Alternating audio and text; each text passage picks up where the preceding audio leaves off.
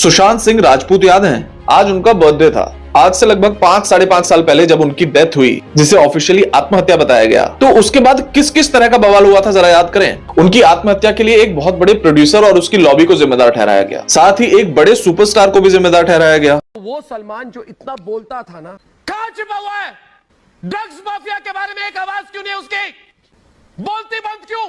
पूरे बॉलीवुड को नेपोटिज्म का अड्डा बता दिया गया और कहा गया कि जो भी यहां बाहर से आता है उसे ऐसे ही परेशान किया जाता है कि उसे आत्महत्या करनी पड़ जाए। दूसरा एंगल लाया गया उनकी एक्स गर्लफ्रेंड का, जिसमें कहा गया कि वो अपने शौक के लिए उनसे पैसे एक्सटॉर्ट करती थी। इसी केस में नाम जोड़ा गया उनकी एक्स सेक्रेटरी दिशा सान्याल की हत्या का भी, जिसमें नाम लाने की कोशिश की गई मुंबई के एक बहुत फेमस पॉलिटिशियन के बेटे का, जो खुद भी पॉलिटिशियन है। फिर हल्ला मचा बॉलीवुड के ड्रग कल्चर का। इसमें तमाम सेलिब्रिटीज का नाम घसीटा गया। नार्कोटिक्स ब्यूरो ने इनमें से कई लोगों की जांच की, कई लोगों को पूछताछ के लिए बुलाया। लेकिन आज 5-5.5 साल बाद ये बताइए कि उस प्रोड्यूसर, उस एक्टर, उस पॉलिटिशियन, उनकी उस एक्स गर्लफ्रेंड या वो सभी एक्टर्स जिन पर ड्रग्स कंज्यूम करने का इल्जाम लगा, उनके खिलाफ एक्चुअली कार्रवाई हुई क्या? कुछ भी नहीं। और ना ही अब कहीं वो सो कॉल्ड जर्नलिस्ट नजर आते हैं जो टीवी पर कस्में खाया करते थे कि सुशांत सिंह राजपूत को इंसाफ दिलाएंगे, बॉलीवुड में नेपोटिज्म और ड्रग्स के नेक्सस को एक्सपोज करेंगे। मुझे ड्रग्स दो, मुझे ड्रग्स दो, मेरे लिए गांजा लाओ, चरस लाओ, एमडीएमए लाओ, एक्सक्यूसी लाओ। असल में देखा जाए तो इन लोगों ने सुशांत सिंह राजपूत के नाम पर सिर्फ टीआरपी और व्यूज कमाए। उस समय जब बॉलीवुड के ड्रग कनेक्शंस की इंक्वायरी हो रही थी तो श्रद्धा कपूर, आर्यन खान, भारती सिंह, उनके हस्बैंड, इन तमाम लोगों के नाम सामने आए। एनसीबी ने इन सबको अलग अलग समय पर पूछताछ के लिए भी बुलाया, लेकिन एक्चुअली कुछ नहीं हुआ, किसी का कुछ नहीं हुआ। इनफैक्ट उनकी एक्स गर्लफ्रेंड, जिन पर उन्हें परेशान करने का इल्जाम लगाया गया, वो इसी केस के बाद से इंटरव्यू दे देकर फेमस हो गई। अब शायद वो किसी रियलिटी शो में जज आती हैं।